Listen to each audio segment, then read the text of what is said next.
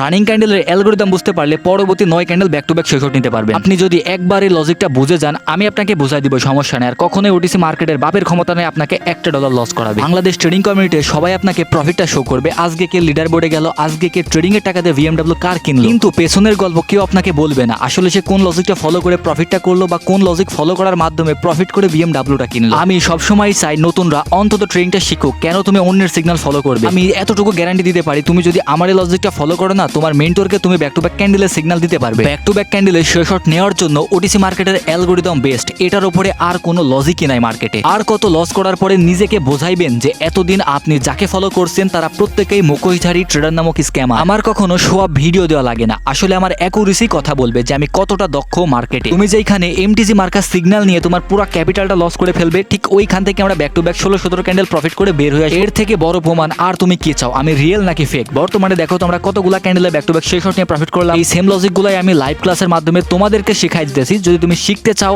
আসলেই, তাহলে মেসেজ করবা ভাই আমি ওটিসি মার্কেটের অ্যালগরিদম শিখতে চাই। বাংলায় একটা প্রবাদ আছে, ঝড়ে বগ মরে ফকিরের কেরামতি বাড়ে। কথাটা আমি কেন বললাম জানো? তুমি এমন এক মেন্টরকে ফলো করো, সে যদি তোমাকে প্রফিট করাইতে পারে তো ভালো, আর লস করাইলে বলবে মার্কেট ইচ্ছা করে লস করেছে, 15 রবিবার ব্ল্যাক ফ্রাইডে যার কারণে আমরা লস করছি। এই সকল ধান্দাবাজি ট্রেডারদের থেকে দূরে থাকো তোমরা।